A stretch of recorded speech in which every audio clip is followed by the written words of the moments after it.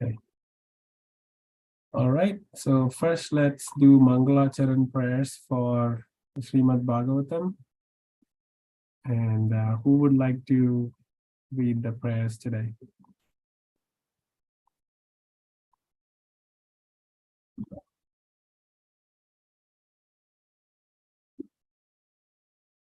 Okay.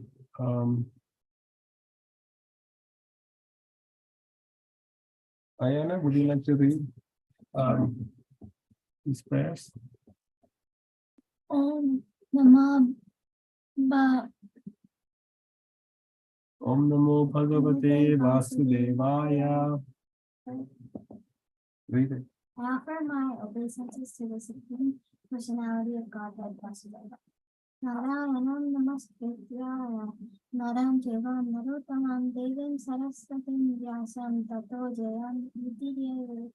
Before reciting this Srimad Bhagavatam, which is the very means of conquest, one should offer respectful obeisances unto the personality of Godhead, Narayana, unto the Naranarayana Rishi, the supermost human being, unto Mother Saraswati, the goddess of learning, and unto Srila Vyasadeva, the author.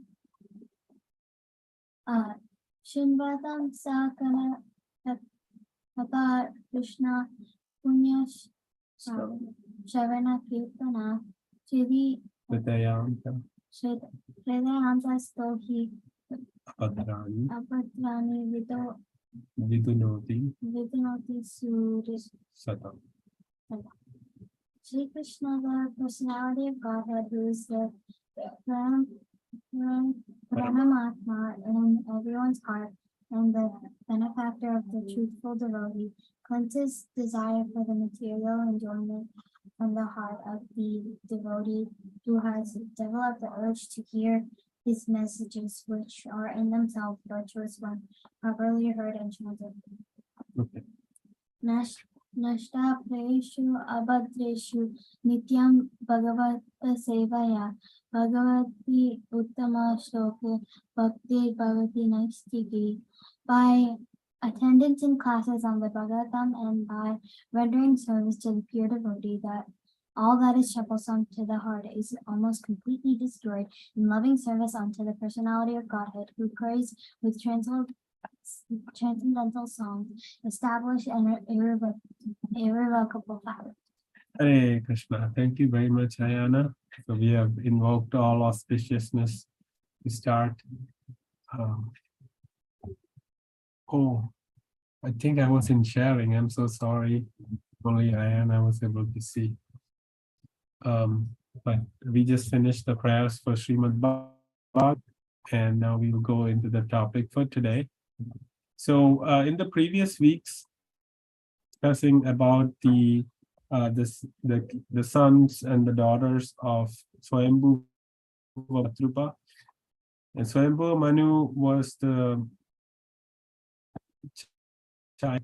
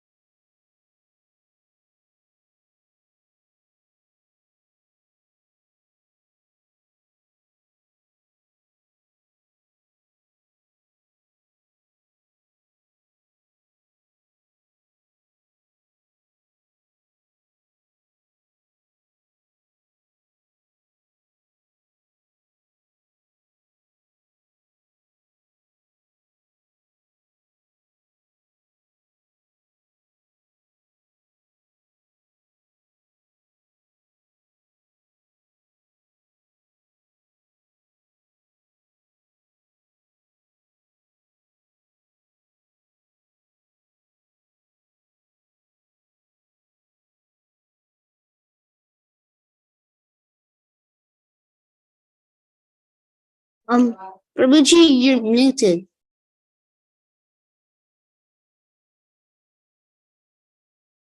So sorry, the Zoom keeps crashing today. Are you all still there? I can see. Yes, Prabhuji. Yes. Okay. So somehow, first of all, when I share, it is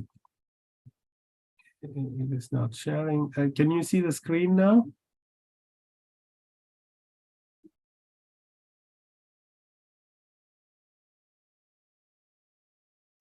I see a screen. Okay, very good. So I was just describing the topics that we discussed before today's class. It was about the daughters of Swayambhuva, Manu, and Shatrupa. And today we'll be discussing about the son of Swayambhuva Manu, and that's none other than Uttanapad. And Uttanapad's video got canceled. Okay, and Uttanapad's son is Dhruva, and we're going to talk about him in detail today. And this appears in the 4th canto of Srimad Bhagavatam. And we will be starting with chapter 8. And chapter 8 first starts with a few details about the other sons of Brahma, where all the bad qualities in the world started manifested. So Brahma had, along with his other sons, Kumaras, Narada Muni, etc., he had a son called Adharma. So from Adharma, all these bad lineage of children started to appear: irreligion and falsity, bluffing, cheating, greed, cunning, anger, envy, kali, harsh speech, death and fear, excessive pain and hell. All of this also started appearing in the world from this lineage of Adharma. Adharma means irreligion or doing the wrong things. So, so after that is the discussion of the sons of Uttanapad. So Uttanapad. So we're going to start the story. Looks like the recording stopped again. I'm going to try once more to see if it works. If not, we'll just continue.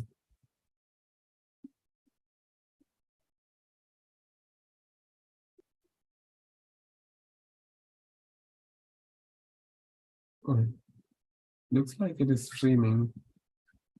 So let's continue.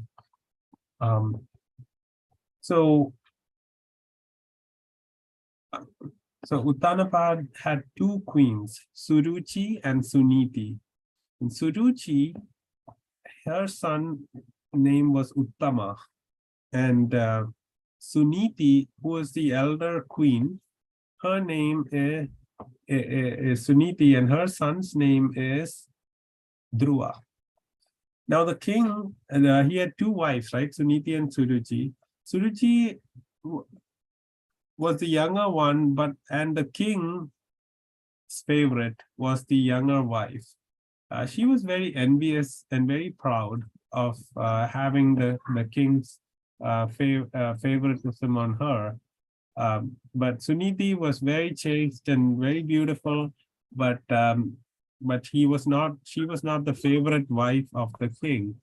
So so one day, when the king Uttanapad was in the palace of Suruchi, and Suruchi's son Uttama was sitting on the lap of the father, and then Dhruva came in there, and Dhruva said, "I want to sit on my daddy's lap too." And then Suruchi, with very, very harsh words, said, "No, Uttama, no, Dhruva, you cannot sit on your father's lap. You have to go pray to the Lord and ask him so that you will be born in my womb, and then only you can sit on your father's lap." So this was very insulting for the little boy Dhruva, and he was fuming with anger. not just because his stepmother said like that, but also because his father did not correct his wife. Again, the father, his favorite queen was Suruchi, so he didn't want to go against what she said, and he didn't want to create a big issue out of it. But then Dhruva took great offense out of it, and he ran out of there fuming with anger. And by that time, the messengers had let Dhruva's mom, Suniti, know about this, and Suniti was very sad because she was already very neglected by her husband, and she didn't know what to do, and she was crying. And then Dhruva came to her and told her about what Suruchi had told about Dhruva. And Suniti said, oh, Dhruva, don't worry about it. Just look at what your stepmom said, to pray to the Lord, right? Just take that instruction and pray to the Lord. Like, I'm a one mother, I have not much power, but if you pray to the Lord, you will get the benedictions of millions of mothers. The same love that one mother has million times is the Lord's love. So why don't you just pray to the Lord?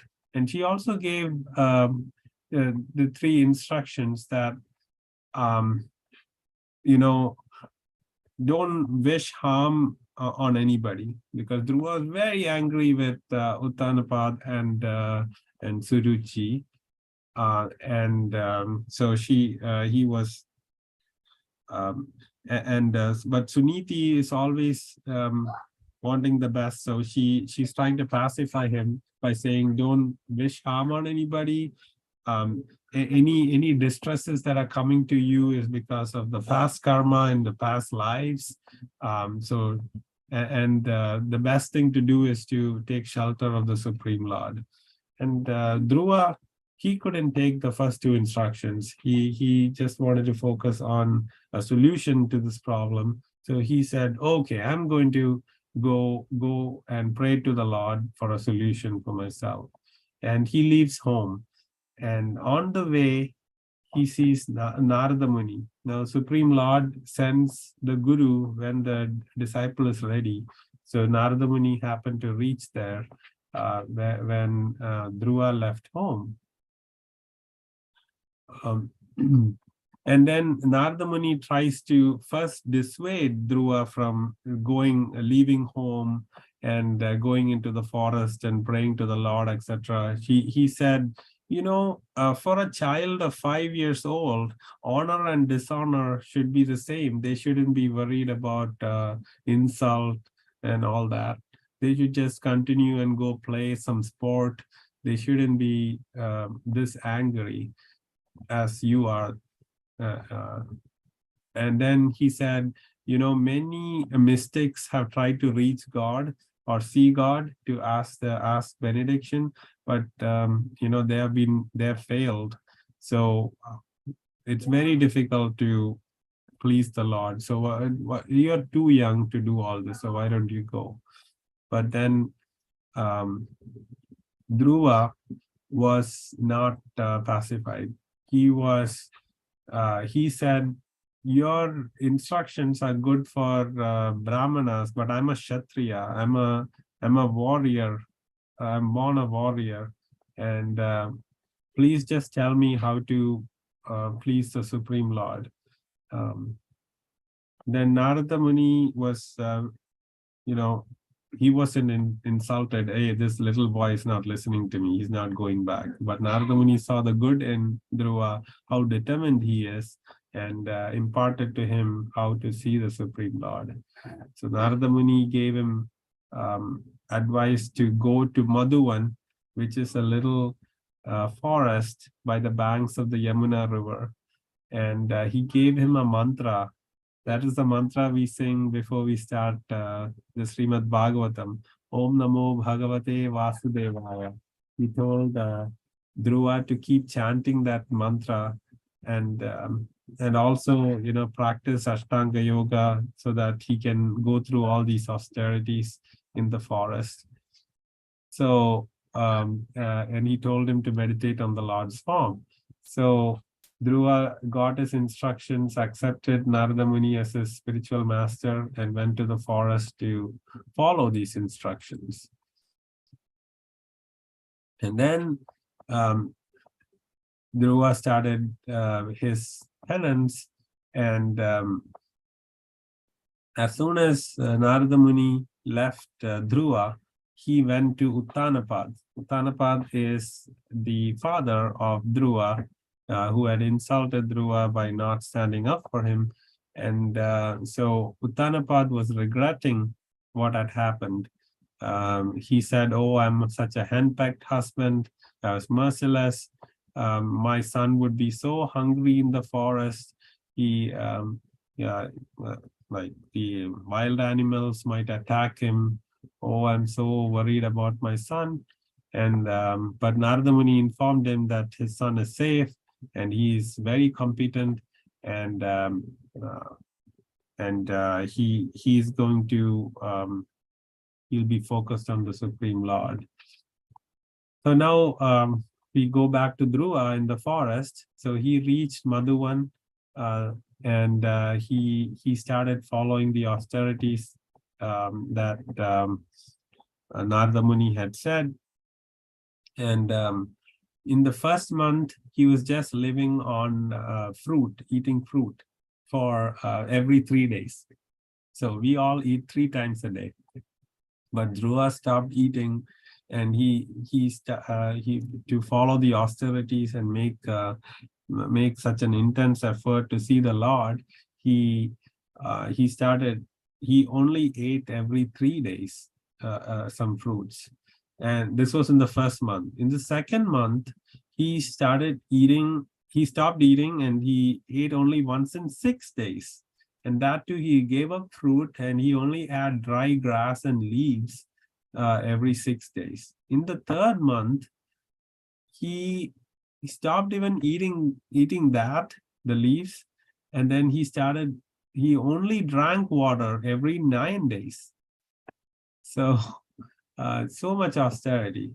And then in the fourth month, he had become so austere that he started taking his breath only once in 12 days. Now, this is Satyuga, where meditation, very, very high level of meditation was possible. And Dhruva was only taking a breath every 12 days.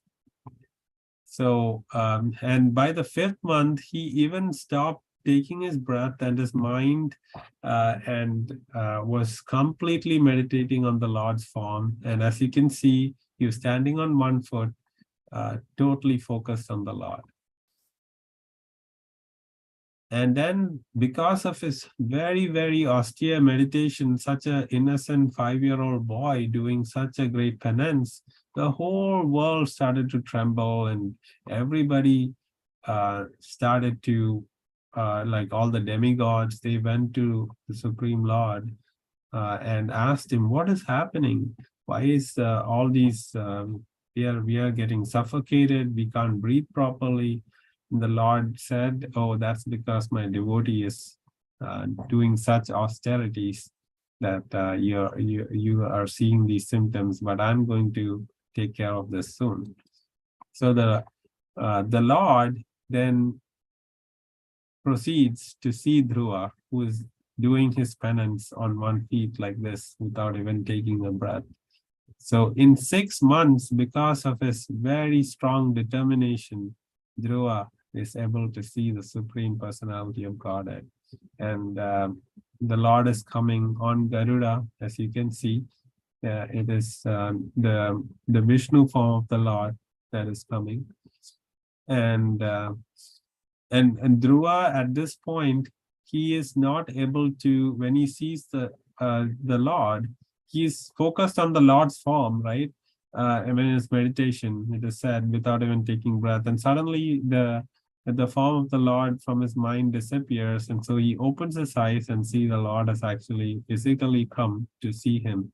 And he's such a small boy. He doesn't have the words or the vocabulary to pray to the Lord. So what he does is he's losing words. He wants to describe the Lord, pray to the Lord, and do so many prayers to the Lord, but he is not able to. So the Lord understands that, and he takes his conch shell, as you can see in this picture, and touches Dhruva on his head. And then Dhruva gets the knowledge, and Dhruva has such wonderful prayers for the Lord. And he says that this bhakti that he followed, the one drop of that is much greater than an ocean of Brahmananda. Brahmananda are the devotees.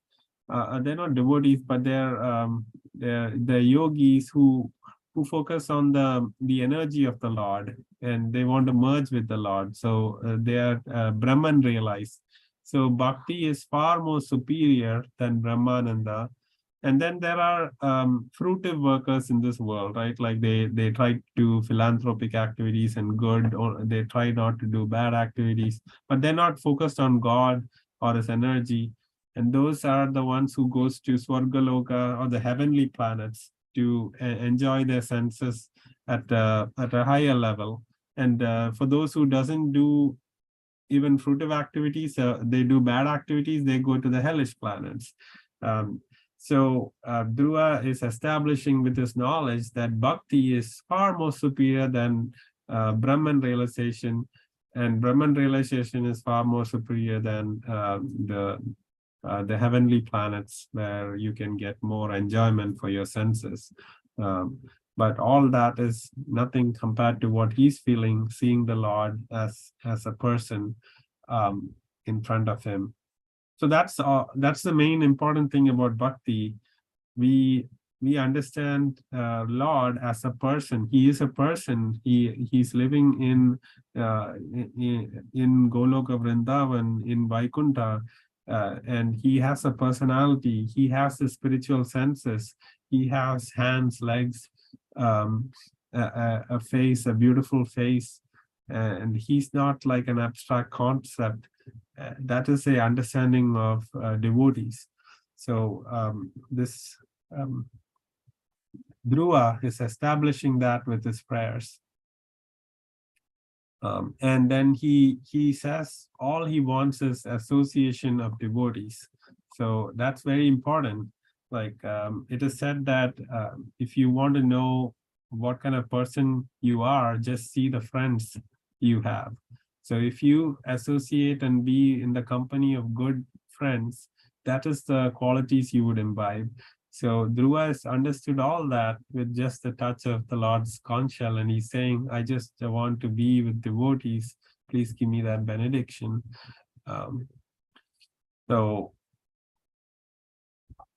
there are a lot of prayers that Dhruva does to the Supreme Lord. He praises the Lord, and the Lord gives all these benediction to him. So he says, "Oh Dhruva, you are such a great devotee. I'm going to bless you that you'll rule your father's kingdom or the whole world for 36,000 years, and your stepbrother and your stepmother offended you, and they're going to die." And then he says, when you leave this earth, you would come to a heavenly planet, not even a heavenly planet. It's in Vaikuntha. It's above the material world, and it is actually higher than his great-grandfather Brahma. Brahma rules over the material world, so he is going to Dhruva Loka, which is situated in the spiritual world. And it's like like the North Star, which all the other planets revolve around. So he's going to be the king there. So Dhruva, before he did all this meditation, he was fuming with anger, and he wanted to show his dad that he is a lot better than him, and he wanted a kingdom bigger than his great-grandfather's, and so the Lord is actually giving him that. But once a devotee, he starts to regret what he was thinking before he saw the Lord. Just seeing the Lord once and doing all the devotional service, meditating on the Lord itself was the greatest happiness he got, and he didn't really care about all the other benedictions that he got. And he was even regretting. He was thinking that he was trying to get broken piece of glasses when the great gem of the Lord was in front of him. And because of his material desires, now his stepbrother is going to die, and he really didn't care much about any of the other blessings. And he's repentful now that he has all that knowledge that material wealth and wealth, fame, all the treasures, all that is temporary, and he's understanding that. And we see that after he got the knowledge from the Lord, he's only asking for the association with the Lord, but the Lord is very merciful, and he gave all these benedictions to Dhruva. And then Dhruva returns back home, and a messenger came and told Uttanapad that his son is coming back, and he was so happy. He came with a decorated chariot, and even his stepmother and stepbrother also came, who had offended before.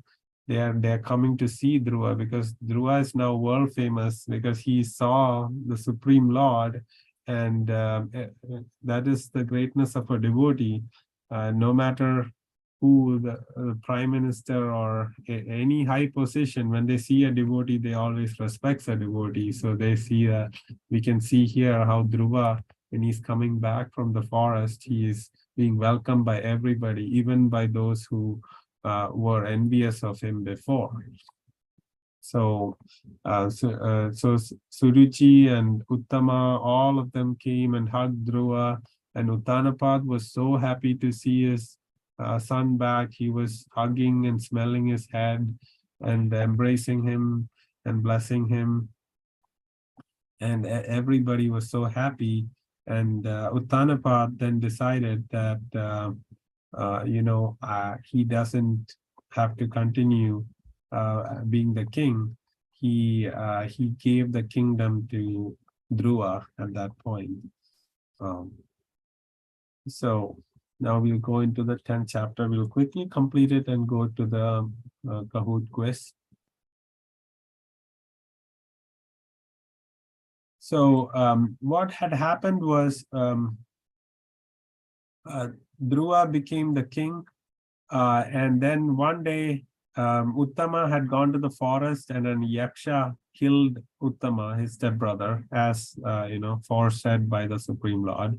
And Suruchi, who was very sad, went to find her son, and then due to a forest fire, she also died. And then Dhruva, being the king and wanted to get revenge for his brother's death, so he started to go fight the Yakshas who had killed his brother. So Dhruva had two wives, Brahmi and Ila, and they had so Brahmi and Ila, two wives, and then Brahmi and Dhruva had two kids, Kalpa and Vatsara, and then Ila and Dhruva had a daughter and son Utkala. So totally 4 kids. And then Uttama was killed by the Yaksha, and Dhruva, to avenge his stepbrother's death, he went to Alakapuri, which is the capital of these Yakshas. Yakshas are higher than humans in terms of the mystical energies they have. Kubera we know is the treasurer of the demigods, right? In this material world, and he's also a Yaksha. But so Dhruva went to Alakapuri and he started fighting the Yakshas, and there's a lot of description regarding the fighting. They like hundreds, 130,000 Yaksha soldiers were fighting against one Dhruva, and Dhruva, so many arrows were pouring on Dhruva, but Dhruva was very, very valorous in defeating all of them. And there are many descriptions of Dhruva. It's like the sun being covered by clouds. The sun is still there, but for a moment you think that the sun is being taken over by the clouds. So, but Dhruva was able to come out victorious. And then he started killing all these yakshas to avenge his stepbrother's death. And at that time, his father, his grandfather, Swayambhuva Manu, comes and says, "Oh, Dhruva, don't kill all these yakshas. Only one person killed your stepbrother. You've already taken revenge for that. Now, don't kill too many yakshas, and then the yakshas will get against our family.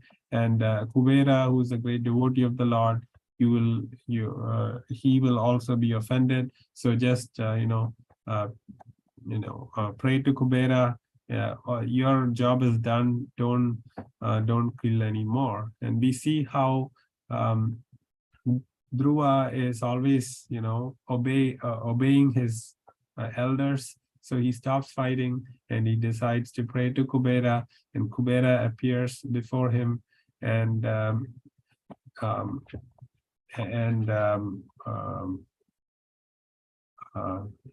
Dhruva, he asked Dhruva, he told Dhruva, "Don't worry about anything. What you did was supposed to happen. Just ask me for any benediction you want. Now, if the treasure of all the wealth in the world comes before you, what would you ask for? You would ask for, give me more gold and silver, because he has all the riches. But Dhruva, or you or I'll also do that. But Dhruva, he's saying, oh, just give me the benediction that I'll always remember the Lord, and I'll never forget the Lord.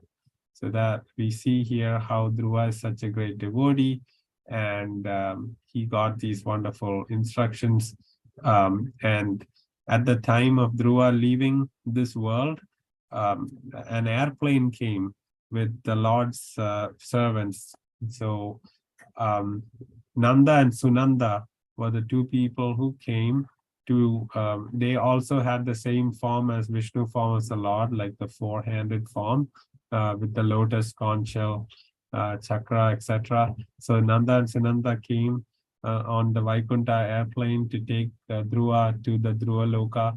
And Dhruva told all his elders that he's leaving from this world, and he took their blessings, and he boarded the plane. And as he was going on the plane, he suddenly remembered, oh, all this happened because of my mother Suniti, who had given me the right instructions to go seek the shelter of the Lord. And he was praying, and he said, we have to take my mother also. And then Nanda and Sunanda said, oh, she's in another airplane going to the Supreme Lord.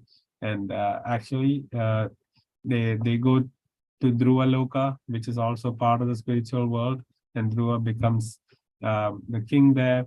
And the glories of Dhruva were described to the Prachetas, is what Maitreya Rishi is telling Vidura.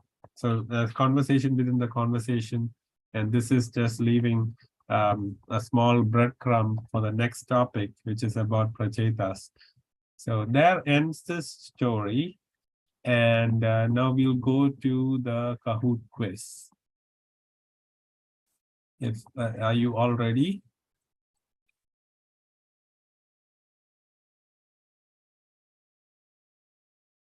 If you are, let the pin come. The pin is 2825919.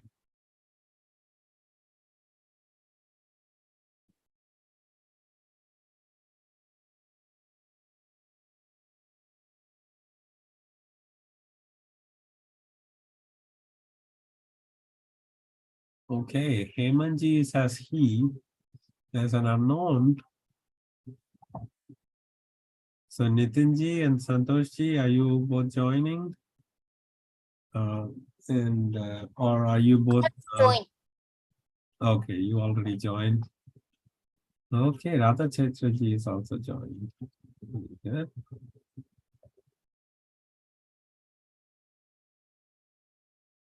Who is this? Okay.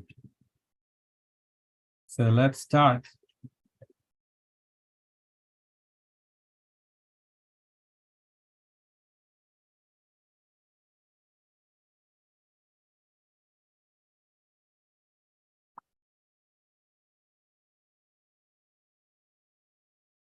Okay, 16 questions. Who was the father of Adharma that created impious descendants like anger, envy, greed, bluff, quarrel, harsh speech? Krishna, Brahma, Narada, Shiva. So this was the first topic we discussed. Yeah, they were Brahma's kids. Yes, there good answer about Shiva. There were another lineage of ghosts and goblins that came out of Rudra.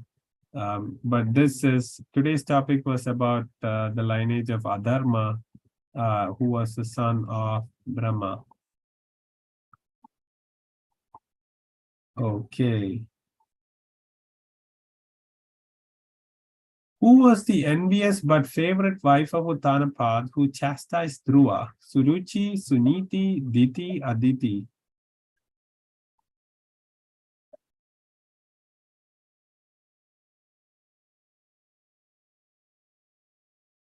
Yes, very good, Suruchi.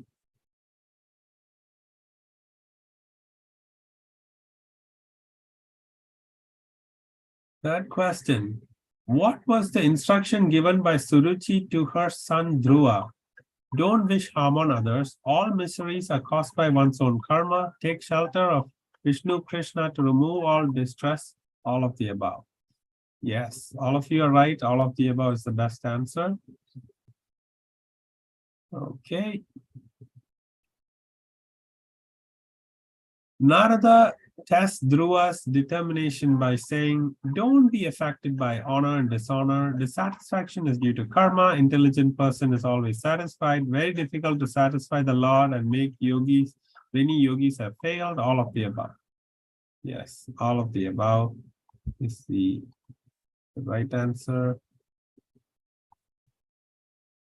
The fifth question. What was the instruction given by Dhruva's guru Narada Muni to satisfy the Lord? Perform bhakti unto Lord Vasudeva and chant Om Namo Bhagavate Vasudevaya. Go to Madhuvan, practice yoga and meditate on the Lord's form, offer water, tulsi, etc. All of the above. Yes, all of the above is again the right answer. Narada Muni went to meet Dhruva's dad after instructing him. True or false?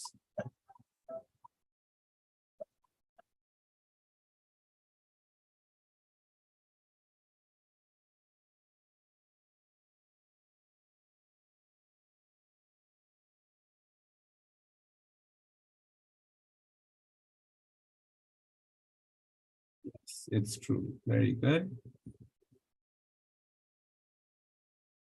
Next, true or false? By the fifth month, Dhruva controlled his breath and mind and meditated on one foot. True or false?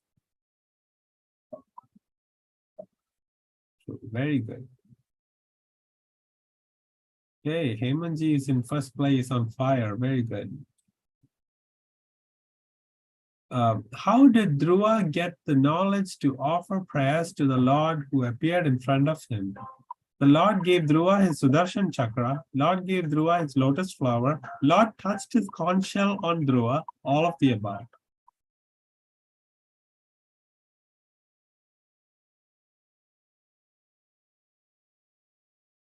So when the Lord came, Dhruva didn't know what to say, but he got the knowledge by touching the conch shell. So I tricked you. All of the above is wrong this time. Okay. True or false? Brahmananda is greater than Bhaktiananda, and Bhaktiananda is greater than Swargananda. Yes, actually, false is the wrong answer because Bhakti is greater than Brahmananda, and Brahmananda is greater than Swargananda. So these two should be interchanged.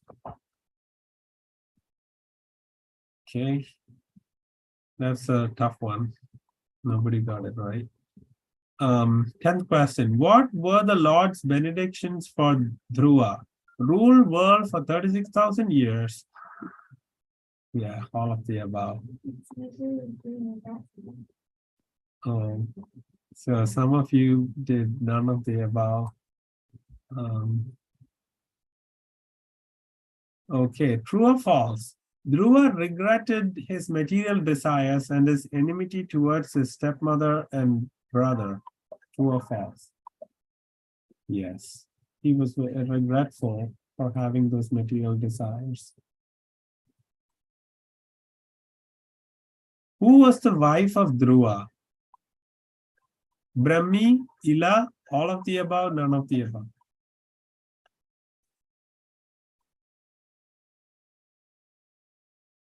So towards the end of the class, we said Dhruva had 2 wives.